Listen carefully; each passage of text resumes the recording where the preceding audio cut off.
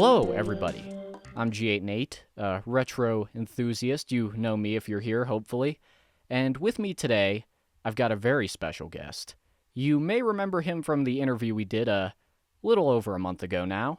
Please welcome the lore connoisseur, fellow anime enjoyer. It's Mothaway Doog, right? I should have asked beforehand. That's what I meant to ask. I was like, I knew there was something I forgot. Wow, we've been friends for a month now, and you still don't know how to pronounce my name. That's fine. I've known people for like 5 years that just call me Mao because they don't know how to pronounce my full name. So that's fine. Okay, More they do. I'll go with that. Mythonics, Mr. Mythonics. There we go. Yeah. I called you Mythonics last time because I was like, I don't want to mispronounce his name. I'll just call you Mao for short. I know I already asked you, but for the folks at home, how you doing, Mao? I'm doing great. Actually, I'm doing very well. How are you doing? I am doing pretty good myself. Aside from Smiling Friends getting canceled, I'm doing great. A necessary shame, I think. Better to end it now. Pull the band-aid off, right? Exactly. Better it ends now before it falls off. Don't cry because it's ending. Be happy because it happened, as Exactly. they say. But anyway, we're not here to talk about Smiling Friends, unfortunately. We're not? Maybe another day. But I'm here under false pretenses then. You told me this was going to be a Smiling That's Friends right. interview. I've got all lured my you notes here. here. But What we're the gonna hell? talk about something just as cool as maybe not as cool as Smiling Friends, but pretty close. We're gonna talk about a book called Godhusk, which it came up in the interview we did that both of us had planned to do videos on this at some point, and I figured, hey, why not just do a discussion on it, kind of get our thoughts out there that we've been storing up for over a year now, I assume, at least. Yeah. Well, it came out November, not last year, the year before, I think. So it's been out for over a year. Yeah. So, for the people at home who don't know what Godhusk is, actually, Mao, do you want to explain it? I have some stuff written here, but you can too if you want. Yeah, so Godhusk, if you're familiar with Vermis, Godhusk is really similar to that. So it is a game manual for a game that doesn't exist. Godhusk is a sci-fi. It's closer to something like Metroid, like a Metroidvania. It feels like closer to that, where you're exploring a science fiction world and you play as a kind of you're kind of a robot. They really blend between organic and robotics intentionally, and it's a really HR similar dark Giger-esque. tone. Yes, very very Giger-esque. Is it Giger or Geiger? I thought it was Geiger. I can't. Oh yeah, Like I thought. Geiger You know what? I fucked up. Whoops. I have no idea actually. I've never heard it pronounced. Now you mention it. I think Also you Giga. know what? I did watch Jodorowsky's Dune documentary, and I'm pretty sure he said I think he said Geiger. Just goes to Okay. show, folks, as I said at the beginning, I'm terrible with names.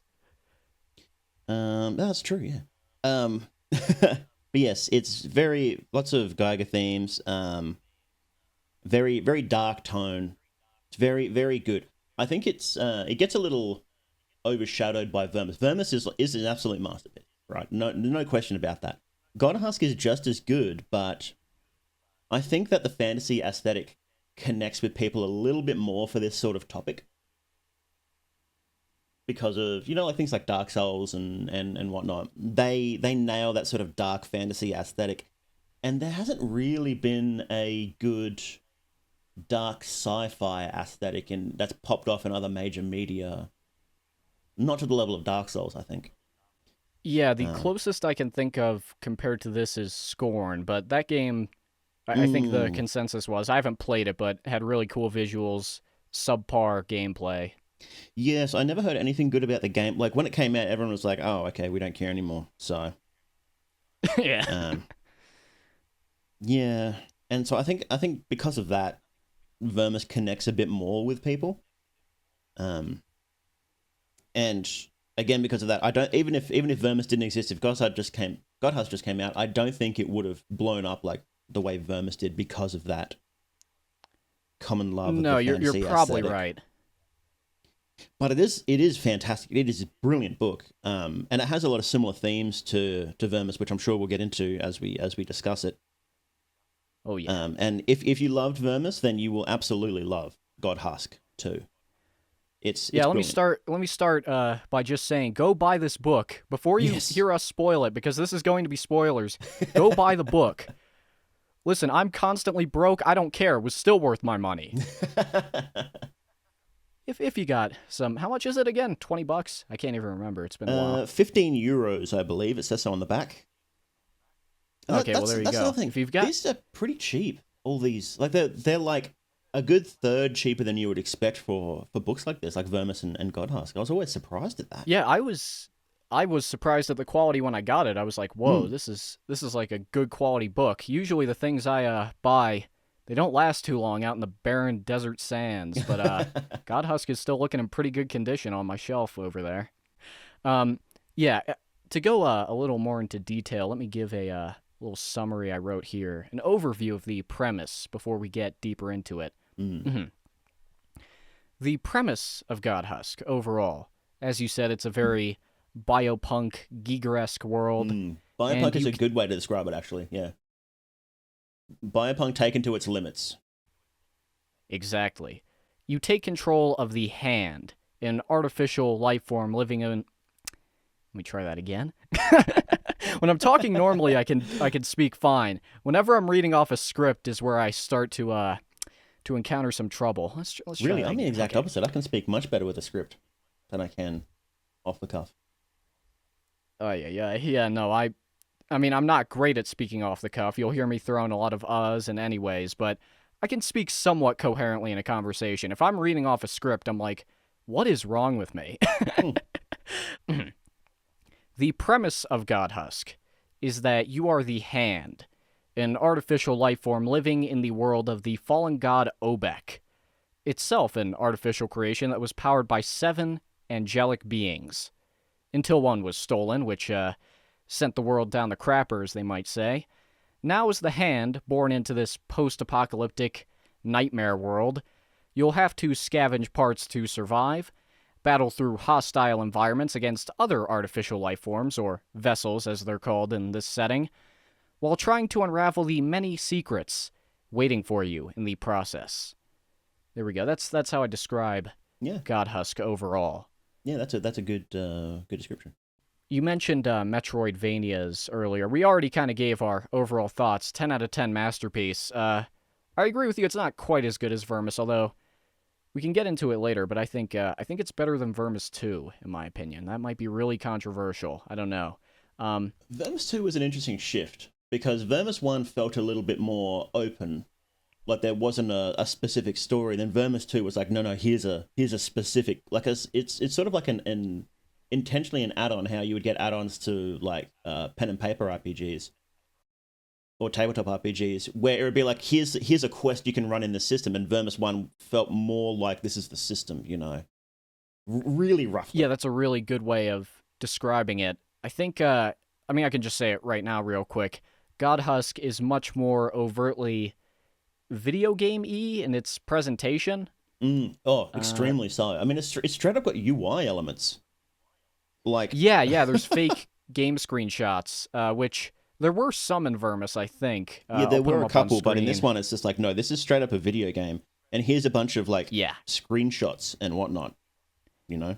Yeah, and there's a lot more outright mentions of certain mechanics, like the hand swapping out parts to upgrade Mm. itself, which, as an Armored Core fan, love that concept. Uh, and then there's also the blood bulb health system, the pet creatures, all that.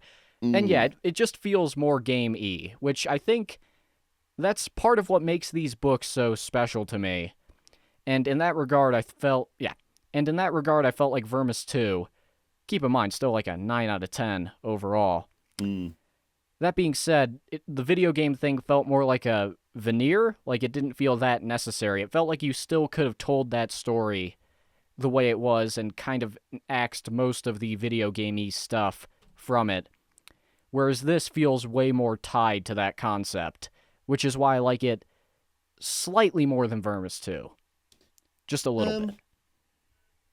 Yeah, I can see that. I will disagree. I do think that the video game element of Vermis is important. Less important than this, but it is still important. And I guess Maybe we should save it for a video discussing Vermis, because this is a whole topic in of Oh, itself. yeah. But a major element in Vermis is, of course, who are you? Who are you choosing to be? Yes. Literally, that's why they literally have a spread of like, here is the characters you can choose to be.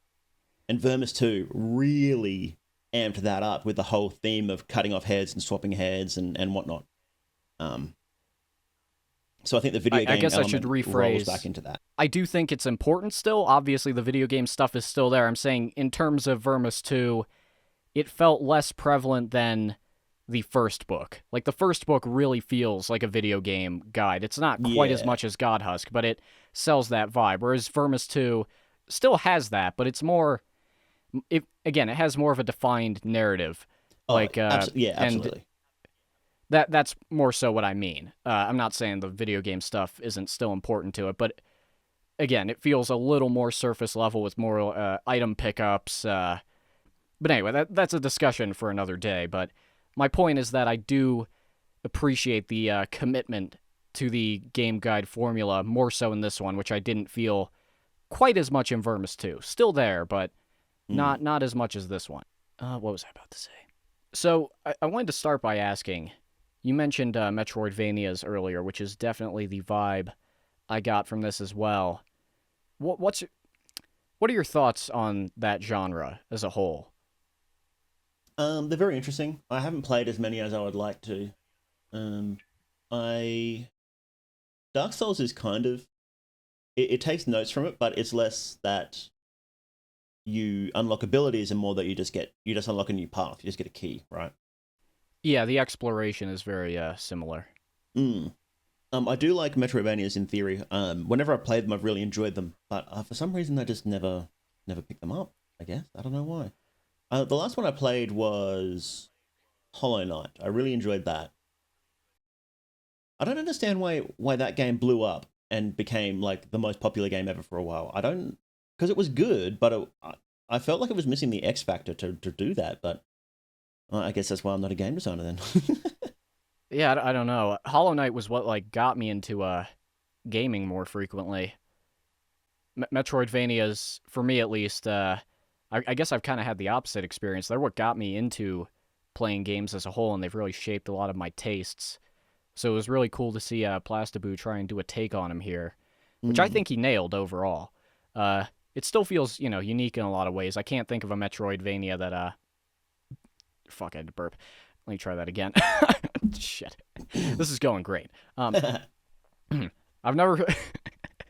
fuck it, I'll just leave it in. I've never seen a Metroidvania that has the body swapping mechanic. Fuck it, we'll do it live, as that one clip says.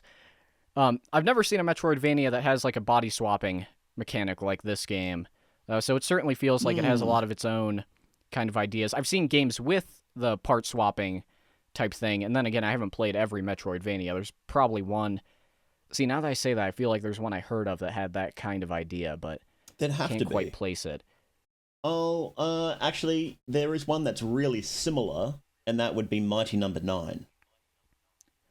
Because that was like is that a Mega Man. Was that a Metroidvania or just like a side scroller? Oh no, you're right. It wasn't a Metroidvania. I'm pretty sure. I never actually played it, but I was. Still aware haven't of played it that one. It was, Yeah, no, I just heard it was bad. I just play Mega Man. I think Metroidvanias are awesome, and I think this game nails the feeling overall in terms of a very dense, intertwined world full of secrets to discover, which is one thing I really love in games, is just ones where there's tons of hidden things to find. That's a big reason I like the Fear and Hunger games, is there's just so much to do. And I think Metroidvanias are awesome. I think Godhusk nails the feeling in terms of the mystery of the world. That's a big thing I love about Metroid, is that whenever you explore it, there's always these questions you'll always have in the back of your head. Like, I think the good example is the soldier outside of Kraid's lair. Yes, I always exactly. used to wonder, what's the deal with that guy? What's he doing here? And, that's the kind of thing the story doesn't need to explain. It just leaves it to your imagination, and it's great. I think that a lot of games, the games that really promote exploration are ones that also promote mystery as well. And a good way to do that is like a slow unfolding.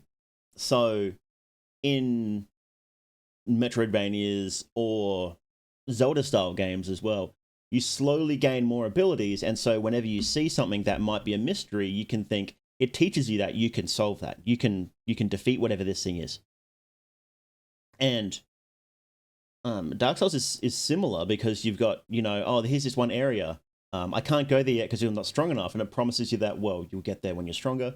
Here's a key. Here's that thing off you see in the distance. You can go there. And especially with the lore as well, as I've been really, really thinking about how lore works and whatnot lately. And in Dark Souls, you'll have like an item, right? And it'll say one thing, it'll talk about one guy. And you're like, okay, that's interesting. And then you'll find another item later and it talks about the same thing. And you're like, oh, okay. That's a puzzle that's clicked in my head now. And that teaches you that all of this information is valuable in some way and you can solve what's happening. You can't, actually. That's the trick of it. And in the same way that you can't go to everywhere you can see in the world, like there's heaps of places off in the distance that you can see but can't reach. But it's the same thing. You can do most of it. You can solve most of it. You can go most places. And a lot of games do similar things, and it's really, really clever how you build this sense of mystery by teaching you that you can solve these things, and then they just scatter in some things that you can't actually solve, and it's like, oh, okay, that makes the world seem 10 times bigger than it actually is. It's really clever. And any game really can draw me in, especially if it has some mystery to it. I think that is very important. But anyway, I just said it, we'll cut that out.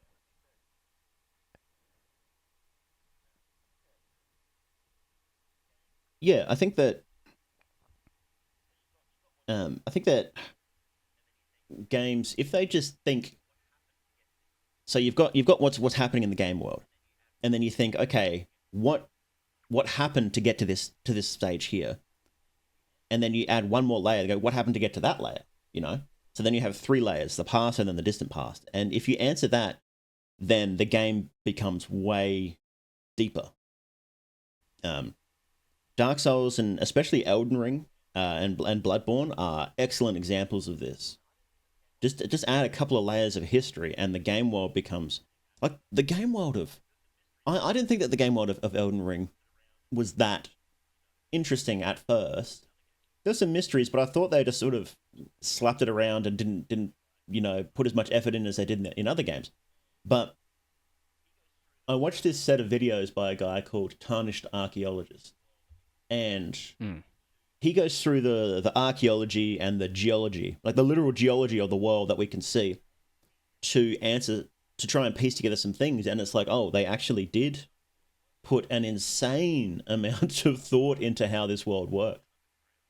And you literally go down the layers of history. Like you literally travel down underground multiple times. So you're literally going through the layers of history. It's actually quite interesting. I think Godhusk does that really well in terms of it's almost like reading the book is like playing the game, because as you progress, you start to put together these little details. It is very Soulsian in terms of the way you do that. It's item descriptions, very small things. You'll see like good example is the teardrop that you see on some creatures. I remember the first time I read that, I was like, what is that? Because they don't explain it right away. And then as you go through, you start to see it starts to all come together. You're like, oh, that's what that means. And then you get the greater context of the Cassiel flower and all that stuff, which I'm sure we'll get into. And it all sort of clicks. There's still a level of mystery there, but you go back and it starts to kind of fill in some blanks. There's almost a weird sense of like progression. Again, the same kind of way you get in a game through reading the book. It's strangely authentic to the experience. Yeah, it's definitely a book that, more so than Vermis, I would say, that really benefits from rereading it. At least, reading it twice at least, even more times. I've read it. Every time I read it, there's another connection. It's like, oh, that's what that was. I still haven't even scratched the surface. I don't think you're supposed to figure everything out, I'm sure. No. Well, there's one thing in particular there is one thing in particular I cannot figure out. Now, I haven't gone through, because I want to make a video on it. I don't want to watch other people's videos before I do that. Maybe I should. But, there's I think there's like a 6-hour video on Godhusk out there. There's another 2-hour video out there. They're probably worth watching. Maybe I should. But I try to come up with my own answers for these questions before doing my own videos on it. And some of these things, I'm writing extensive notes. I'm thinking about it. And it's just like, what is this thing? Like, towards the end, in the last like quarter of the book, there's a robot that's meditating in a pool of red. Yes. I knew you were going to say that. That's been my biggest question since day one, is that guy. I have some ideas, but I still don't know what the fuck he is. Yeah. I don't think you can say definitively what it is.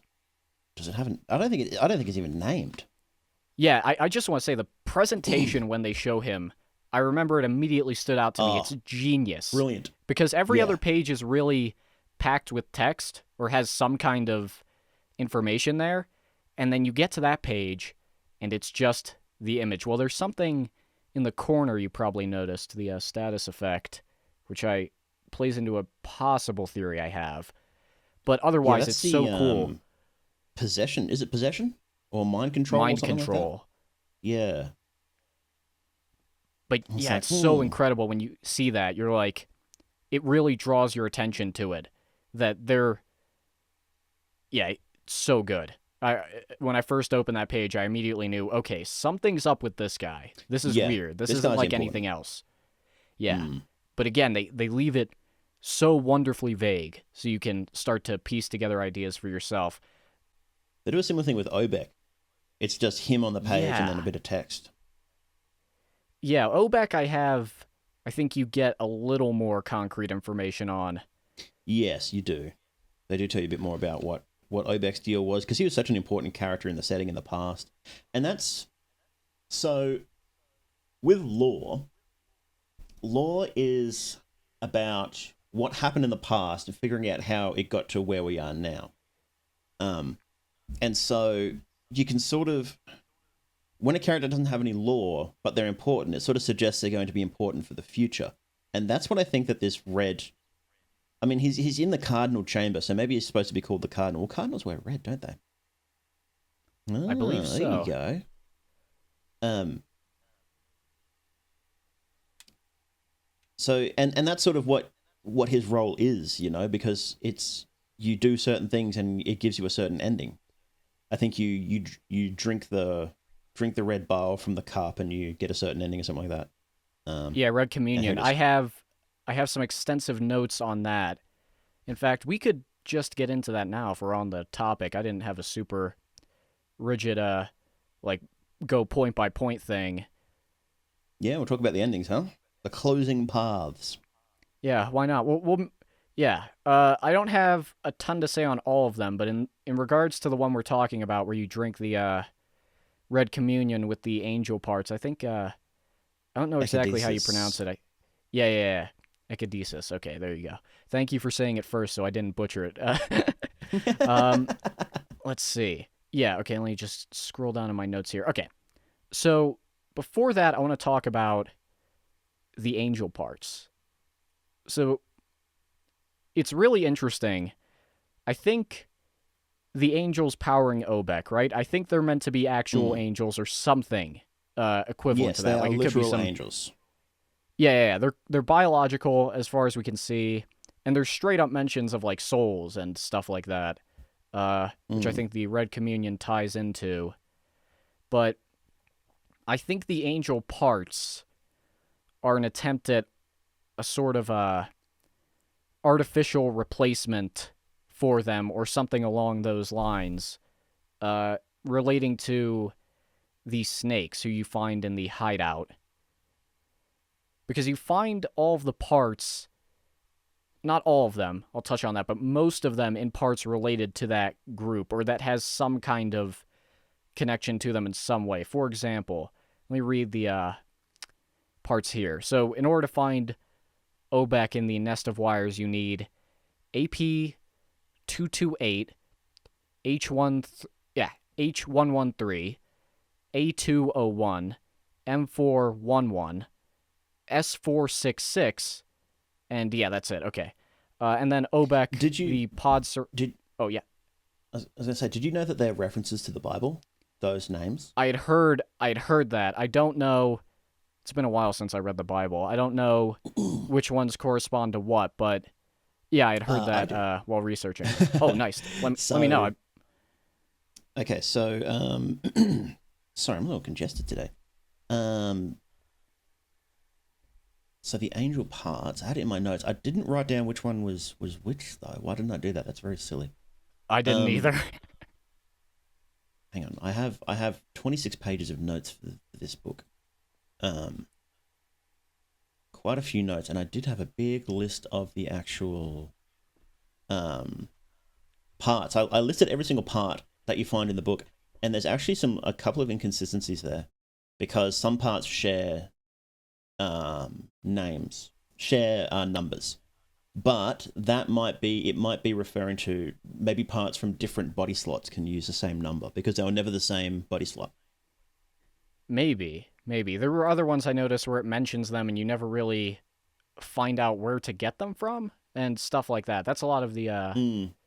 what I was looking for, like the drill that you need to access a bunch of areas. I'm pretty sure they don't tell you where to get that.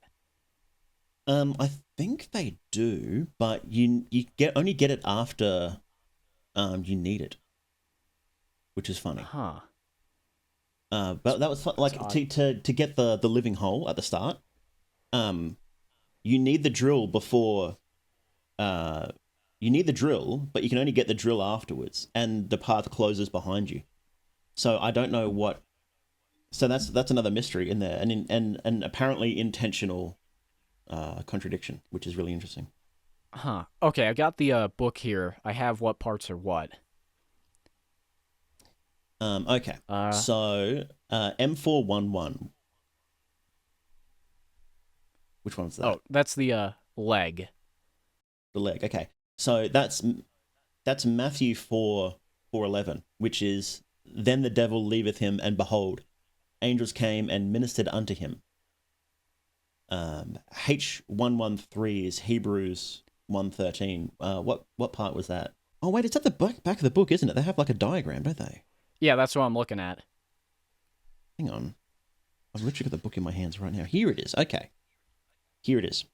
Um, so yes, that's the arm. And that is Hebrews 1:13, which is, but to which of the angels said he at any time, sit on my right hand until I make thine enemies thy footstool? And that's literally from the angel's perspective, his right hand. And he's holding it out like you can.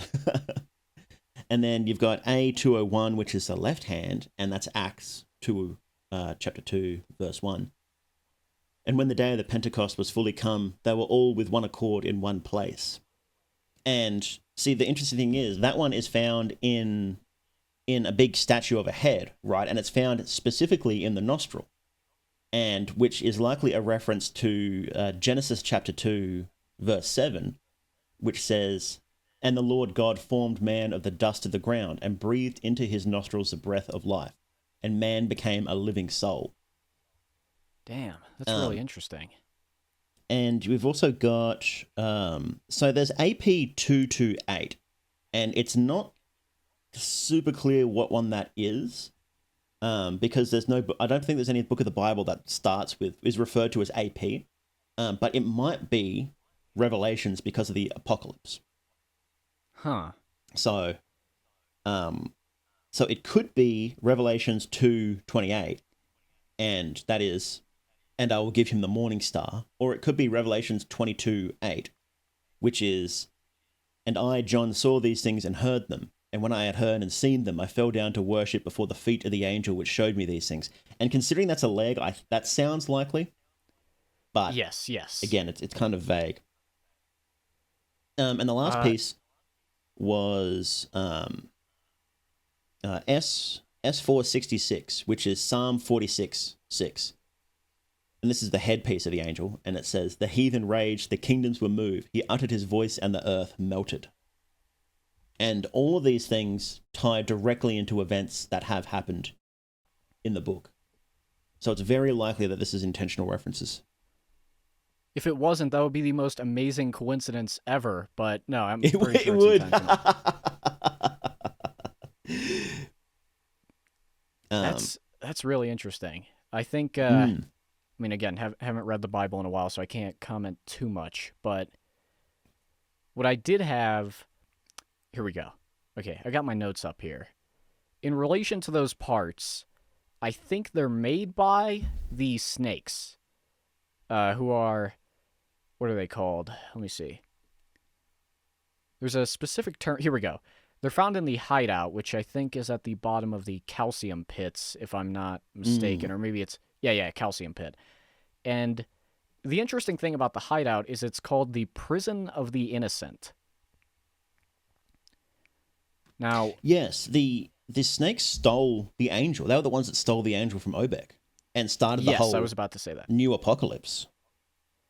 Yes, which what I'm curious about is it's interesting with that name, Prison of the Innocent. It was throwing me off whether or not they were good or evil. I mean, what they did resulted in all of this because it says it was injured in the process. So maybe they got caught and had to speed it up, and that happened in the process.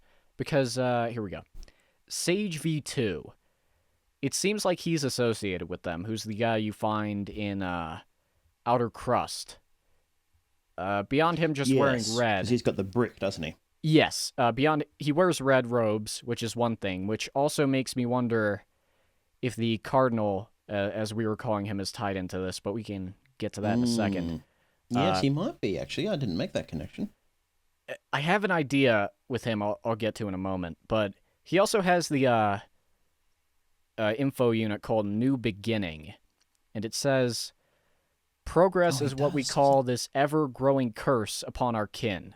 We lost our flesh, then our thoughts, and now our souls are rotting away inside these shells. We stole the divine beings and called it a gift from heaven. Centuries of evolution feasting upon our abominable acts. We must force the birth of a new era. The salvation of this world can only be achieved by redemption. Free the innocents. Death to Obek. So, with that... You know, when you pointed out, it's kind of obvious that he's associated with the snakes, isn't it? Yeah. He literally had the key to their house. Yeah, yes, he did. That's very silly that I didn't realize that. That's lore, though. Because you've got, like, an insane amount of information in this book, you just miss obvious connections. And someone's like, oh, yeah, did you see this? It's like, no. How did I miss that? But that's lore, you know? I only realized that on this read, too, that Sage V2 was probably associated with them. So, yeah, it happens. So, with that speech, again, I think Obek's rule... We don't get a ton of background info on the world. There's that page with the memory units, and we see some images of what the world may have looked like, which reminded me of a OVA called Dragon's Heaven, just based on some of the images. I'll put up some images for comparison. Not like super close, but the Desert Wanderer kind of reminded me of that. There's one where I might just be insane. It does almost feel a little more anime-inspired, this one in particular, I felt. I might be insane, but... Which is cool. There's an image in that kind of reminds me of the mask from Majora's Mask. I might be... I'll put it up. You, the audience, can decide. There's like a corner of a face or something like that that almost reminded me of that. But maybe I'm just failing a Rorschach test. Either way. I think it's interesting. Looking at it now, I can see why you say that. Okay, good. So I'm not just crazy. I think Obek... We don't know a ton about his rules, so it's hard to say whether or not it was oppressive or... a kind of utopia. I don't think it's useful to think about things in that manner. I think it's just to pass judgment on these things because people will find, even if it is a perfect utopia, people will find ways to be unhappy about it. And I think that's one of the major points of this book because they talk about There's very much references to the Garden of Eden. That pops up a lot. So You've got like the crust often called the garden, and you've literally got a robot called Adam 2 that is used to navigate it. Oh yeah. And of course all the references to the Bible and whatnot. But it's what they did was they blended Christianity with Buddhism. And so when you look at the endings, the very first ending is called Wheelwright. And that refers to reference. Now I'm not as versed in Buddhism, so please forgive me if I'm incorrect here, but it refers to, or maybe this is just taken straight from Elder Scrolls, to be honest. Maybe I'm just getting confused with Elder Scrolls here. But it refers to kalpas, which are like massive time spans in reality, where it's sort of like there are rules that apply during this kalpa, and then once the kalpa ends, it moves on to a new set of rules, which you can think of as like just upscaled generations, basically, or empires. And it's a similar idea with Epoch as well, just below it. But so when it's got wheelwright here, what you're doing is you're writing the wheel and saying that Obek can come back, and that wheel can keep turning. But what the snakes say is that it was it's stagnant now. We need to move on. There's only so long that a kalpa must last for before we move on to the next one, and it needs to end. And you can sort of see in the memory units, or the mind units, the really, really old ones, you can see what humans were like beforehand. And in order to extend their kalpa, they fought against the angels, stole 7 of them, and or maybe it was reversed. They stole 7 of them, then they fought against the angels, which is probably more what happened. And then they made their own god in order to extend their own life, and that fucked everything up. And the snakes are like, no, we have to end this now. Like, you've got this. It's using the metaphor of the Garden of Eden. Like, instead of allowing themselves to leave the garden, God was like, we had to, like, you fucked up. It's time to go. And the humans refused. This is metaphorical. The humans refused. And when God sent the angels to kick them out, the humans snatched them and built their own god in order to stay longer in the garden. Is sort of metaphorically what's happened here. And then the snakes were like, no, it's time to fix this up. Yeah, to be clear, I wasn't saying the snakes were. I think that's pretty accurate about what I was gonna say.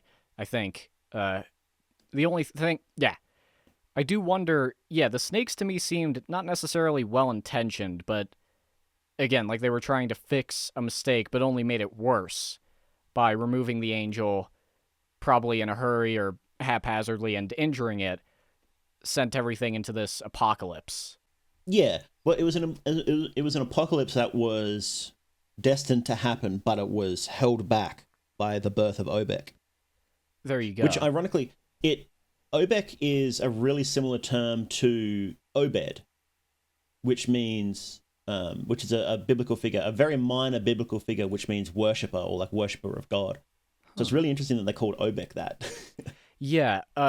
In regards to the circling back to the angel parts, I think the snakes are building those. I think the snakes are building those to either A, try and fix the angel that they injured. And the reason I think the snakes are building them is because, like I mentioned, most areas where you find them have some association with these snakes. Here, I have let me just scroll down to my notes a little further here. Okay, so Pillar of Mercy, where you find the right arm, or I don't know, left or right. I can't keep track. This is why I don't drive much, folks. I'd be a danger in the streets. Turn left. Okay, right, you fool. Anyway, wherever you find that arm, the Pillar of Mercy, right, whichever arm it is what I meant. In order to access it, you have to assemble the correct visage, which is found at the hideout. So that, to me, implies a connection between that area and the snakes. Like, they put it there. The more Mm. interesting one is in Bema, which they say is the area under Obek, or maybe it's Bema. I don't know. Uh, if you can find that claw that's uh, imprisoned in what almost looks like a well, sort of, and normally it's hostile. But if you unequip all of your parts, it comes out as a pale, kind of divine-looking hand. And if you give it a scale from the serpent that you or the snake that you kill, it will take it and freeze, and then you can take that arm. So I think maybe that was an experiment that they imprisoned there that maybe was, they were working on, could have gotten interrupted, or maybe Obek put it there. I think the reason it freezes up is maybe as a sort of thank you for showing, hey, I destroyed the people who were keeping you trapped here. That's my theory. The one outlier, oh yeah, and then you find the other angel part in the altar, which is in the hideout. And then, what's the other one? Here we go. Oh yes, the one of the arms. I forget exactly which one. My notes are a little messy. You find in, what is it called? Where you find the unborn. It's slipping my mind. Yes, that's is that in Beamer? I think so. It's got some name like the birthing chamber or something like that. Yeah. Yeah. And that's another, like, the unborn. It looks slightly like an angel. You get the angel parts Gestation from. chamber. That's it. Thank you. Yeah.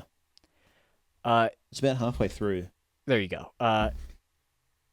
That thing also looks like some sort of experiment. That they, again, these snakes might have built in an attempt to create an artificial angel. Although the only reason this doesn't quite work in theory, I think they were building those parts. My theory has shifted. At first, I thought they might be trying to repair the angel that they took so it could return. But then there's also the question of, they're definitely not trying to restore the old order. That's what they're against. This is where I wonder if the Cardinal comes in. Because that guy has the mind control symbol down there, and his kind of quest is gathering those parts and then using them to ascend, right? By drinking the Red Communion. I can't help but wonder if maybe he was influencing them in some way, perhaps, to build those parts as part of his own agenda, or if I'm just reading too much into it. There's some connection between him and the snakes, I think. I haven't figured it out. Definitely. Yet. It's hard to know because the actual thing is very vague. So it's not clear whether he mind controls you, or there is just sort of like a mind controlling presence in the area, or if you drink that liquid, then you get mind controlled, and it's intentionally vague, I think. Yeah, I wonder. But yeah, my rough theory is that the snakes were building the angel parts to try and fix the one that they improperly removed. I'm not entirely sure because it is called the prison of the innocent, is the thing. Yeah, that is the true. area. So I think they were using it for their own ends, which their end was specifically to end the Culper and probably try and take it over, which would definitely work if you have a big machine powered by an angel. That does. And then when the angel emerges, it's like emerging from a cocoon. It's all tied up in there. That does make a lot more sense, now that you say it. And it would tie the Cardinal in better with the mind control thing, because, again, he seems a sinister presence. And with the parts being associated with the Red Communion and Ekidesis, I think that's, how you say it. That ending shows you ascended as an angel. Maybe that's the realization of their goal, is basically to create their own new god, to usher in their own era. Well, it does seem to be a real merger of machine and angel, doesn't it? Yes, it's the hybrid. It's interesting. Maybe they are. Maybe that was one of Obek's plans, because I don't know if the Unborn was a project of the Snakes, because the gestation chamber was specifically for the expansion of Obek and the creation of exceptional vessels. So I wonder if Obek was trying to make his own angels, and then eventually the snakes interfered. I Yeah, love the idea that that works better. um, there's you can because you can disconnect, right, and just upload your mind into basically into the internet into heaven, really. That's mentioned a few times. And Obek, and it just offhandedly mentions that, yeah, Obek disconnected. He's gone. It's like, what? God just left? The other guy just left? Yeah, the only It's crazy. reason I wonder about the snakes making the angel parts or having some part in it is, again, the fact that you find them in sites that seem to have some association with them in certain ways, like the face that you have to remake in the hideout. But again, it could have been, like you said, it could have been a project that Obek started and then they sort of commandeered it for their own purposes. Yeah, took it over, right? Yeah, which again is more likely. This is why I'm glad I have you here to because your notes are more extensive. You definitely have a better understanding of it than me, so I don't just rattle off my own unchecked. Well, it's good to bounce ideas off of people because, like I said before, how you just can't with projects as dense, and like this isn't as dense as other ones like Fear and Hunger or Dark Souls or Elden Ring. Those games are massive, and it's hard to keep all of the ideas in your head, let alone all the different connections. So having ideas to bounce off of someone, because someone else will just go, oh, no, that's immediately wrong, and this is why, and here's a direct citation why, and it's like, oh, okay, I forgot about that. Cool. All right, let's try and work it out then, and that's why I talk a lot in the Fear and Hunger Discord's lore channel because of that. Because like you have an idea and you'll have a bunch of citations. It'll be like this item here and this one, and like this is what I think it's saying. What do you guys think? And then someone else will go like, no, that's wrong because of this direct thing says this, and it's like, oh, okay. Or they'll be like, oh, that's interesting. This other thing helps it as well. Yeah. And it was actually interesting. When this came out, I had my really extensive notes, and what I did was I downloaded them as a PDF, and I put them into Grok, and I was like, because I wanted to find stuff really quickly in there, and I was curious to see if it could come up with good lore theories. It can't, or it couldn't then. I don't know if it does now, but it was pretty useless at doing that then.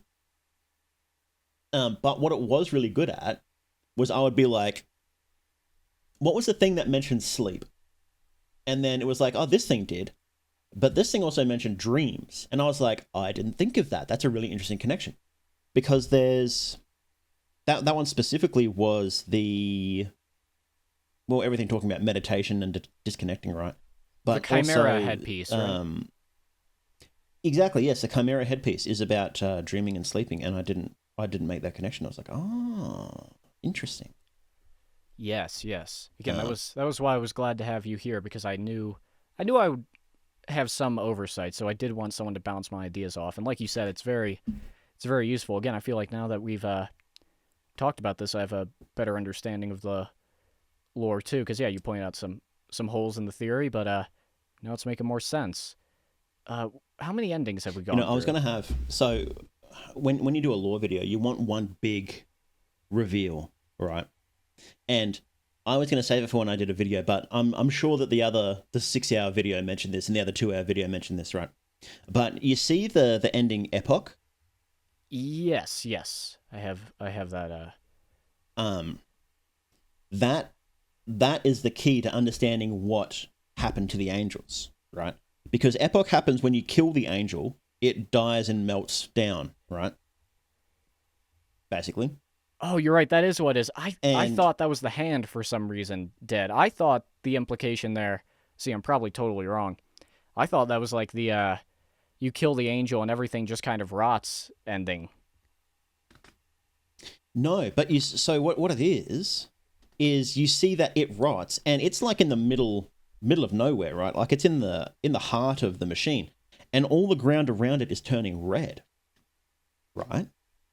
And... Then you think, oh, okay, why is it red? Oh, it's the crust from the surface. That's all the crust area. And you know what else is in the crust area is the crust saints, and they have tails that look identical to that. So what the crust saints are, and what the crust is made up of thousands and thousands of dead angels. And that made me realize that there was a war on a massive scale against the angels, probably after humans stole the angels to power Obek and make their own god. And then God sent the angels down to say, hey, cut that shit out. And humans somehow had weapons that could work. Well, they had Diopedes, right? They had that weapon that could work really well against them and just one-shot them. And the crust is the remains of that. And the interesting thing is that the angels are still weapons even in their death. They're spreading all over it and making the new garden. And the spores and like the life bursting from their corpses is a direct assault on the robots and that's amazing. And that's not even the only assault. It's the spores as well. The polyps are an assault as well because they come from they're the tears of what was it? It was tears of something. It's the I'm pretty sure it's the satellite floating above and lighting the surface is what they're from. Which is kind of crazy. Or it's from the crust saints. I'm trying to remember. It's a very specific thing that I'm trying to remember exactly where they're from. I got the book here. I'm flipping through. But they're from God as well, and that was at the start of Obek's reign, and so that's why you've got like Hematil Meadows and whatnot, where they're trying to fight against it directly, and then eventually when Obek falls, all those systems collapse, right? And so you've got machines that have to process breathing polyps that rot them from the insides, and they've got to evolve to get around it, which ties back into that theme of evolution. That's so wild. I would have never put together any of that. So from the fall of the garden springs evolution, which is a really interesting idea. It's a fascinating book. There's so much. There's so much depth to it and so much richness in it. Hemera 12, God's Eye, the Light of Hope. I don't know if the polyps are actually from there.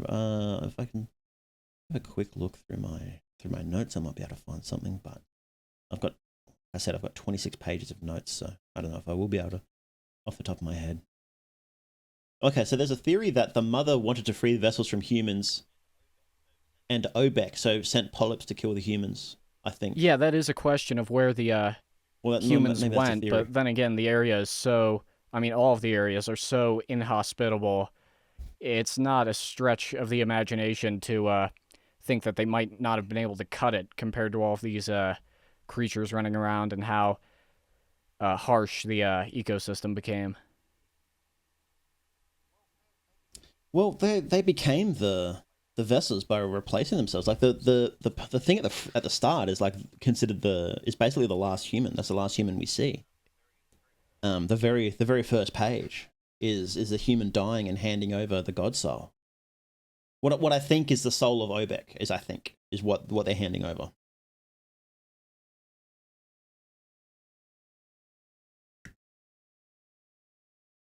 No.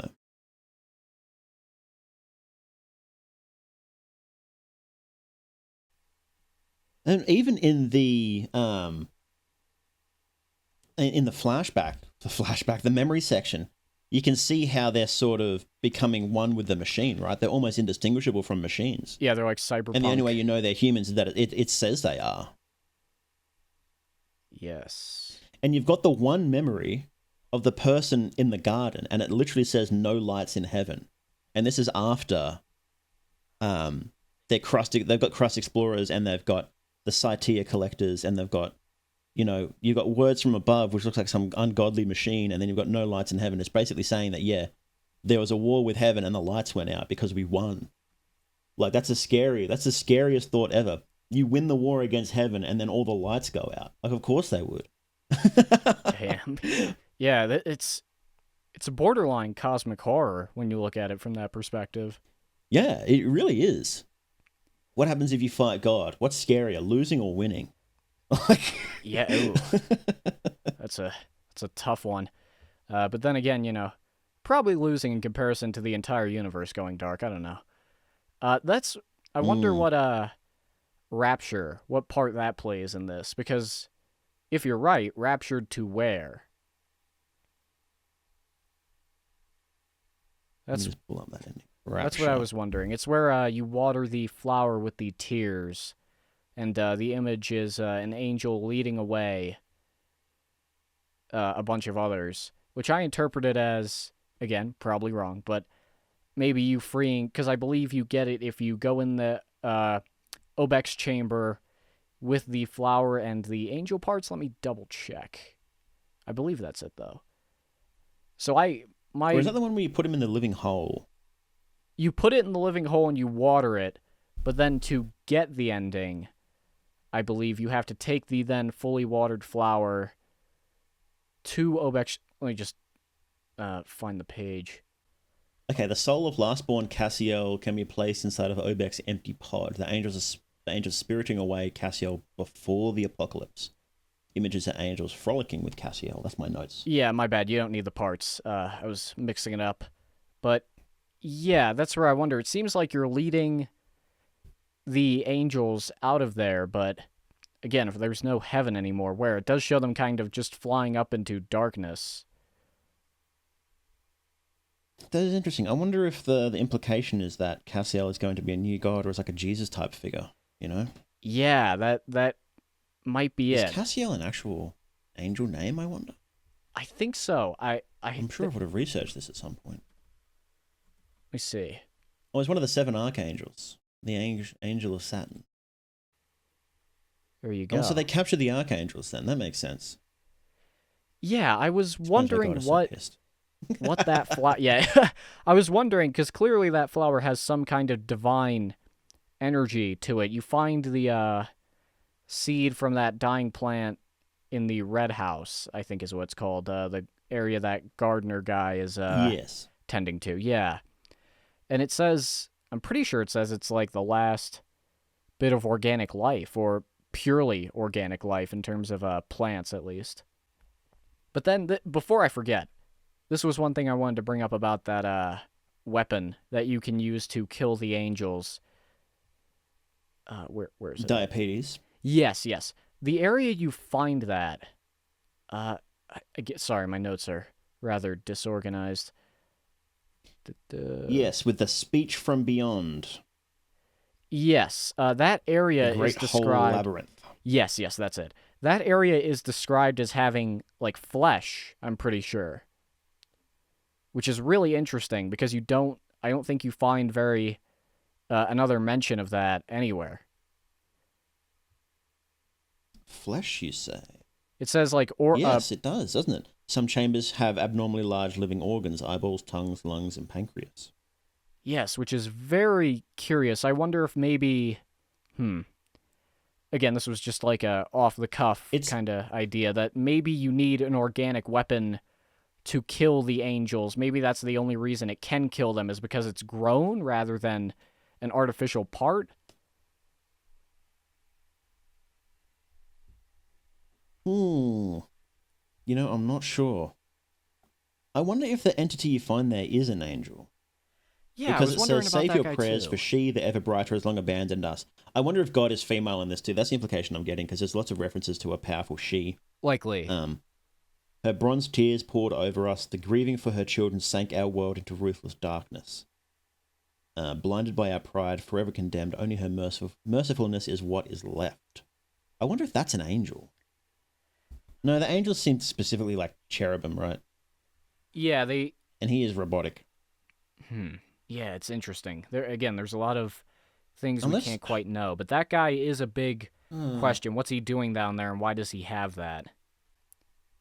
Let's see. Oh, yeah.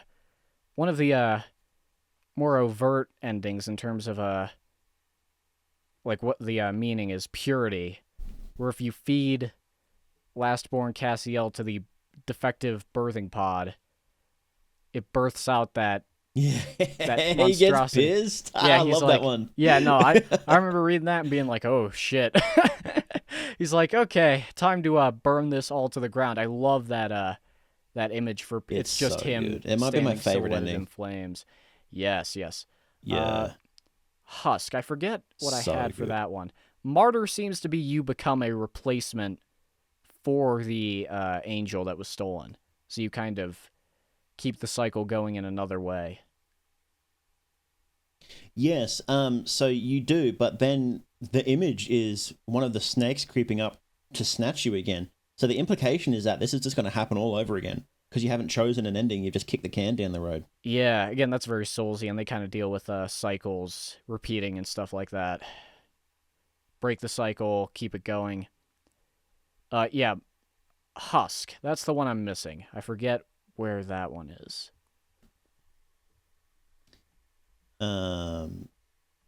Sorry, that's what I was talking about. Husk was where, yeah, you just Husk is you wear the angel equipment and get in the empty pod, and then the snakes come and get you again, possibly thousands of years later. You know. Oh wait, I'm a moron then. I'm reading this wrong. Wait, which one's a Martyr? I thought that one was Martyr.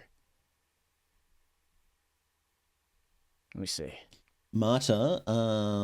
So you wear the angel equipment. The empty pod will around Obek will open, and this you get this ending if you consume red communion, which is a thing from Yes, the that's meditating it. guy in red, the cardinal.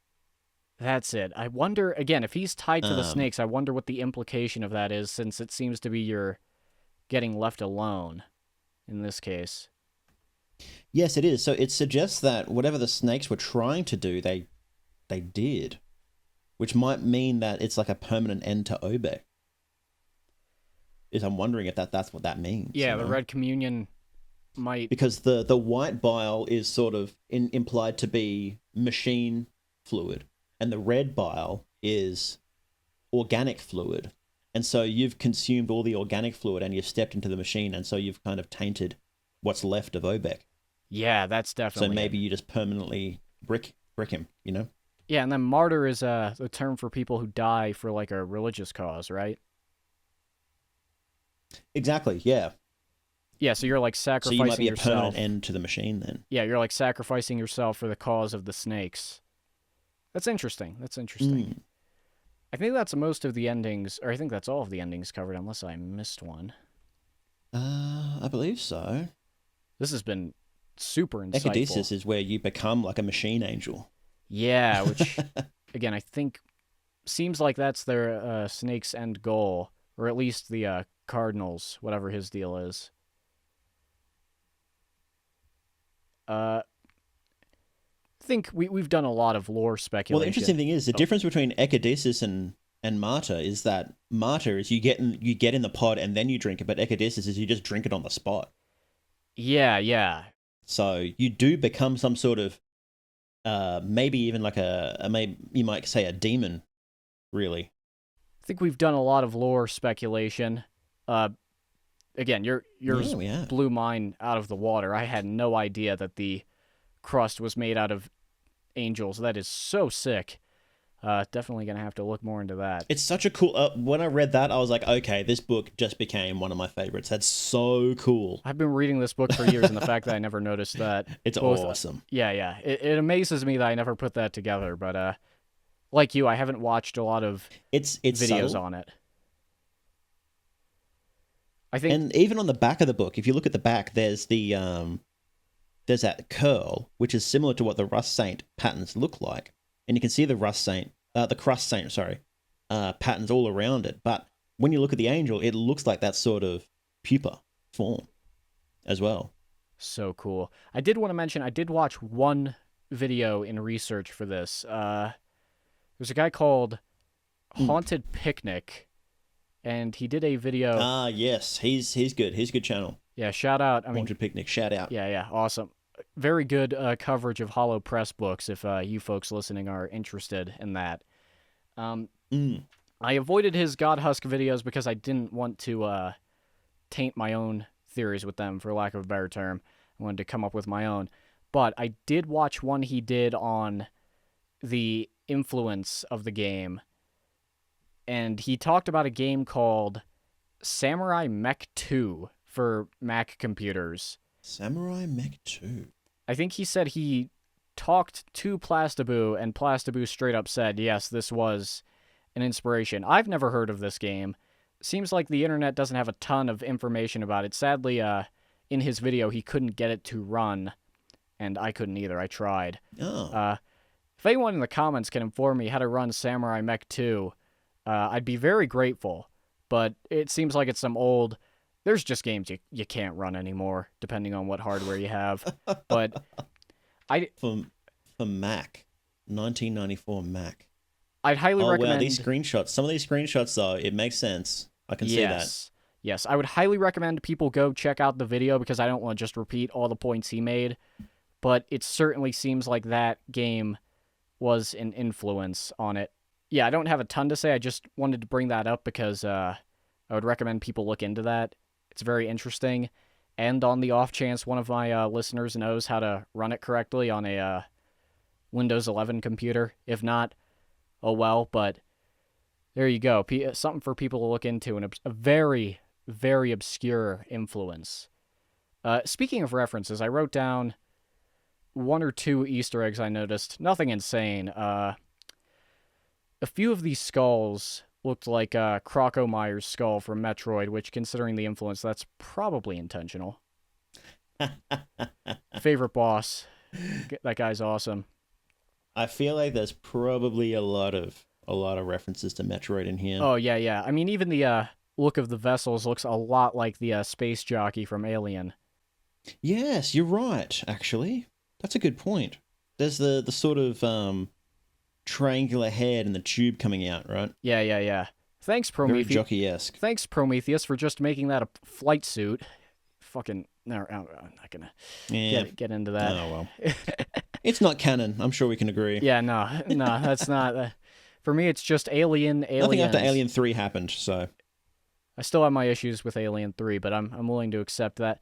I'm a weirdo. I like Alien Resurrection to an extent. Not saying it's objectively good. That's 4. That's Resurrection, I'm pretty sure. Which, that one's weird. Has a lot of flaws. Not an objectively great movie, but I still like it because at least it was trying something more unique. Alien 3 is the one where she's on the prison planet. I'm not the biggest fan of that one. Don't like how they handled is that the one characters. Did that have the her child, like a half alien, half human child that she blows out of the hole in the side of the ship or something? That's a Resurrection. At the end, yeah, there's like a weird hybrid that gets birthed. Well? Yeah, that's 4.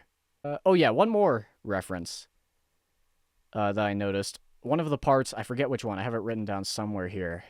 And this is good because we're talking about Alien. This is a small thing, it's nothing crazy, but one of the heads in that part gallery early on, yeah, here we go. 010, that part, looks a lot like a xenomorph head to me. On the page where it says, hunt, evolve, kill. I don't have the exact... Again, I'm flipping through this book trying to keep up. But I'm sure you know the page I'm talking about. And then the last one I wonder, and maybe this is just it does look like an alien head, doesn't it? Yeah. But another one... Now, this could be because I've been rewatching Berserk 97, the best show ever made. The red egg. I wonder if that's a Baelid. Oh, maybe. And the only reason I think that is because... Maybe. The reason that came to mind is I have Vermis 3 here. And Haunted Picnic, I saw a post he made about this, so he definitely drew it to my attention. Shout out that guy again. In Vermis 3, there are those like random images, right, where it just says like Vermis, and that will be a cool piece of art. There's a dude who looks kind of like... awesome. They're so good. Yeah. There's a guy who looks kind of like Griffith. Again, there's not page numbers. I can't... It's near the end of the book. I'm flipping through trying to find it. And he's holding a red egg that looks exactly like the one in Godhusk. Really? I don't know. Yeah, here we go. That's interesting. It's in the area with the locusts. I don't have a camera I can turn on. So I don't have MS3 on me right now. It's in another room. I'll put it up on screen.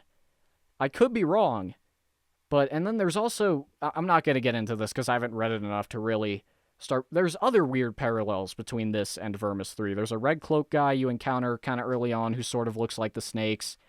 And then those art pages, there's like weird artificial looking beings. So it's like, is that just... Yeah, Vermis 3 moved towards mechanical, didn't it? It was very interesting. Yeah, there's some weird stuff in there, like the puppet. Oh my god, okay, this is... I wasn't going to bring this up because I don't want to seem like I'm plugging my own project, but this is funny. When I got Vermis 3, I've been writing a book for 4 months that's about Oh yeah. a group called the Plague... Or not... See, here's the thing. It's about a group called the Filth Monks. And then I open up Vermis 3, scroll through the classes, and I'm like, oh, Plague Missionary. That's almost exactly like the thing I was writing. Oh, fuck. Look, it happens. Sometimes you'll see a project and it's like, this is the exact thing I wanted to make. But the thing is, you're not going to make the exact thing. Oh, yeah, and of that's course. okay. You can just make your thing. And if it happens to be similar, well, that's just how it works. You know, I'm sure there were projects similar to Vermis before Vermis came out.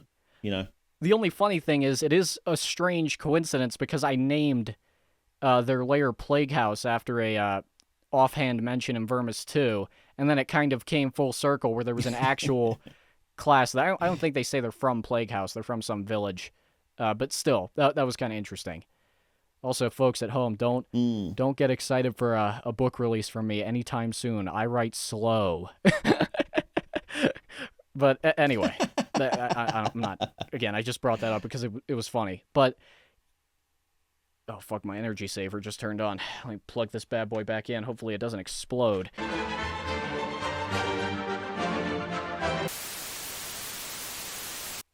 Ladies and gentlemen, we had more to say, but my computer is overheating. I live in the outer crust right now, and Mal literally can't hear me because it's because I'm cutting out so bad. But part 2 is going to be on the way. Well, Mal, if you want, you got any projects you're working on? Anything you want to promote, plug before you go? Yeah. So I'm just still working on videos mainly. So come check me out at Mythonics on YouTube. That's spelled how it sounds. My next video will be a Fear and Hunger video. Surprise, surprise. Then after that, it will be something a little bit different. Will be probably be a video about a new game, a new RPG Maker game that's been popping off lately called Cradle of Nightmare, which is I'm pretty excited about that. Pretty fun game. So yeah, come check me out. Come watch some videos about Fear and Hunger. And thank you very much for having me on again, Nate. I really appreciate it. It's been I appreciate been a fun you chat, coming back on, and I will definitely hit you up again about collaborating in the future if people enjoy this. For the folks at home, thank you so much for listening. Sorry I couldn't keep this going for longer, but we'll do a part 2 eventually. All right, bye.